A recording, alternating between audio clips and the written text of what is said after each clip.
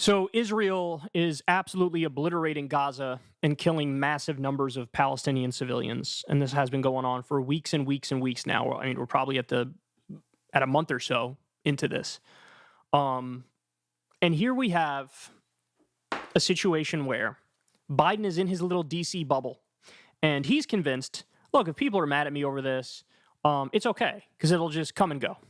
It'll just be a standard political wave of we're really upset and we forget about it, and the next thing is catching our attention. That's where he thinks he is. He sees the pro-Palestinian protests. He's seen some of the polls, but he thinks like, yeah, we've been here before, right? There's been times where I've been down in the polling, but, I bounce back. I come back up. One thing happens or one psychotic moment from somebody on the other side is front and center, and next thing you know, boom, we're right back in the game, baby, we're leading. But this might be different, man. This might be different for a number of reasons, but namely because in a lot of these key core demographics to Democrats winning, they're all like fleeing at 1,000 miles an hour from Joe Biden over his support of Israel and what they're doing to Palestinians. So here's AJ Plus put together this interesting on-the-ground segment talking to Muslim Americans and Arab Americans and how they feel about Joe Biden. And just look at how conclusive this is. Watch. I will not vote for Joe Biden in the 2024 election. The cost of a Palestinian life means more to me than anything else. We traveled to Dearborn, Michigan, home to the largest Arab American population in the U.S., to find out how the Biden administration's unwavering support of Israel is impacting their view of the president. I will never vote for any Democrat again after what they did to us this time. I will never vote for any Democrat again after what they did to us this time. So that's not only like, hey, fuck Joe Biden. It's like, fuck him and the horse he rode in on. That's what that is. Now, that is a really strong statement. I can't say I agree with that because, of course, where are you more likely to find a pro-Palestine politic? You're definitely not going to find it on the right. You have like Thomas Massey kind of is like that only because he's an isolationist. He doesn't want to give any foreign aid, so he hates giving Israel money and weapons. Good, right? He's like a traditional Ron Paul style libertarian. But outside of Thomas Massey, you actually have like 15 or 20 Democrats, most of them Justice Democrats, who have been calling for a ceasefire at the top of their lungs.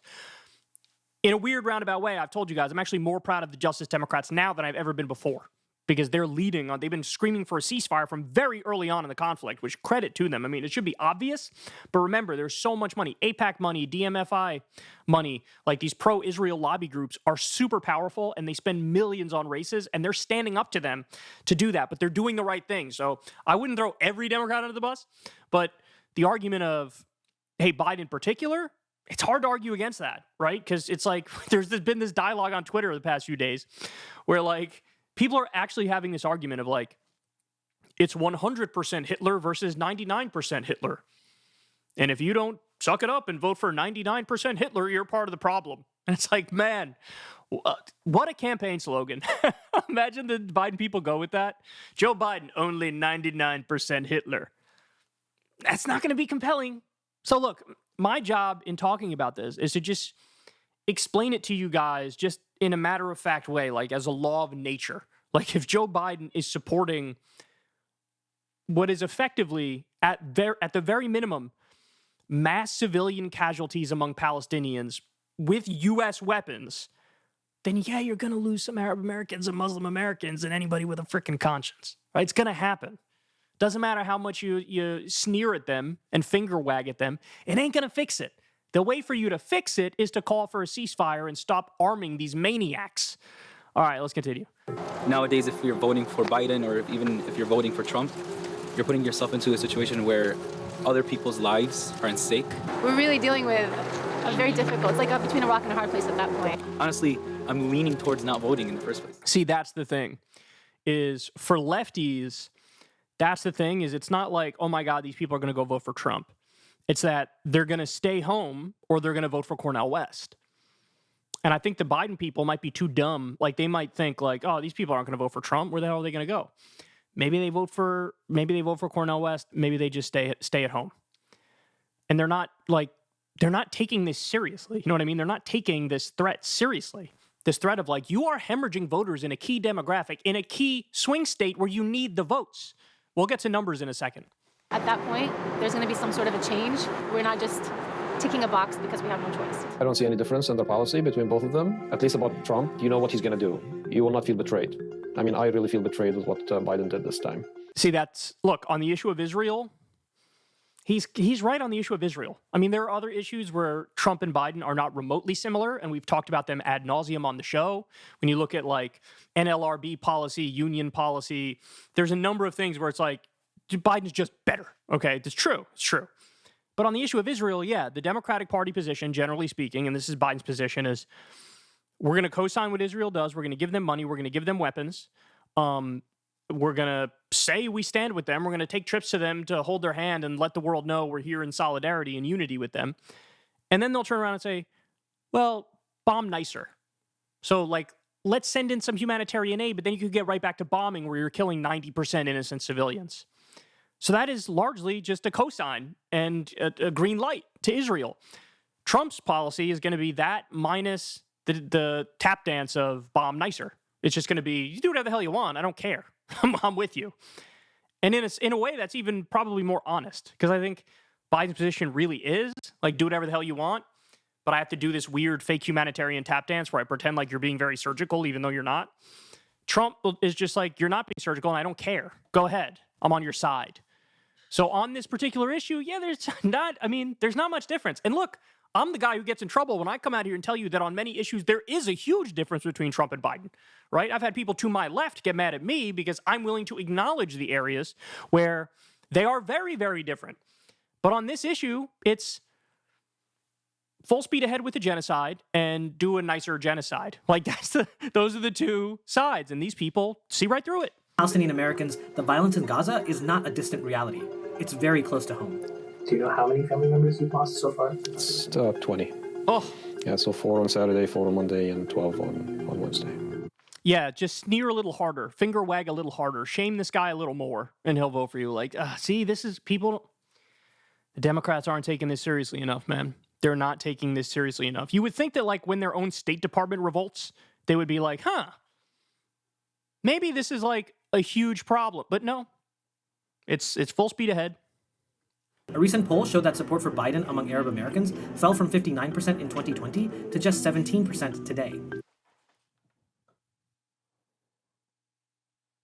That could be decisive for the election. This could be determinative for the election. 59% support among this community, and then it drops to 17% today. If they're not panicking over this, A lot of our community members are coming to me. They're saying, Netta, we're either going to vote third party, we are not going to vote top ticket, or we're going to stay home. Surveys estimate Biden won more than 2/3 of the Muslim vote in the U.S. in 2020. But if those voters switch or even stay home, it could cost Biden a crucial swing state, and potentially the 2024 election. In Michigan alone, we had 145,000 Michigan Muslims go out to vote, and Biden won by 155,000 votes. You know, we really went out for again, that could be determinative for this election. They got to take this seriously. Biden, and historically, whoever wins Michigan wins the presidency. And really, I use the word that we saved Biden in Michigan. He cannot win without our vote. I think he's taking it for granted. When Biden was running against Trump, I thought that Biden would be somebody who would lead with compassion, would lead with humanity. I thought he would be somebody that was a little bit different, but clearly I was wrong. History will not forgive him for doing this. We will not forgive him for this when November comes next year. We will not forget. They are in their ivory tower. The Democrats are. And they don't see what's very obvious. There was an article the other day, we talked about it in one of our segments, where congressional staffers were absolutely stunned and shocked at the overwhelming outcry of support for a ceasefire. And they said there's never been a bigger discrepancy between what the politicians are saying and doing versus what the people want. And it's like, wake up, wake the hell up, because this could be the thing. Right? And you're really rolling the dice to have a guy like Trump get back in power when he is like basically broadcasting to the whole world, I'm going to go full authoritarian. And that's me using the kind word. I could easily use the F word, fascist. He's telling the world, this is what I'm going to do. And imagine how disgusted people have to be to say, like, I can't vote for Biden because he's facilitating a genocide. So it's on him. Look, I don't know how many other ways to say this. It's on him. You think you can't win some of these voters back? Of course you can, but it's going to require real action. It's going to require calling for a ceasefire. It's going to require using the UN, sort of like Obama did on the way out the door, to allow condemnation of Israel and the illegal settlements and what they're doing in Gaza. You should even go further. Cut off the weapons. I mean, in a world that made sense, we'd be sanctioning Israel in the same way we sanctioned Russia when they did an illegal and offensive war now, wouldn't we? But that's not even on the table or in the conversation because they're our ally. People have had enough. They've had enough. We could really stand by and just support the slaughter of innocent people? And these people are saying, no, never again, not on my watch. Won't do it. Won't vote for them. They better get their shit together and they better do it now. Hey, y'all, do me a favor and like and subscribe. It helps out big time in the algorithm. Click the bell as well for notifications when videos drop. And watch that video on screen right now. You know you want to.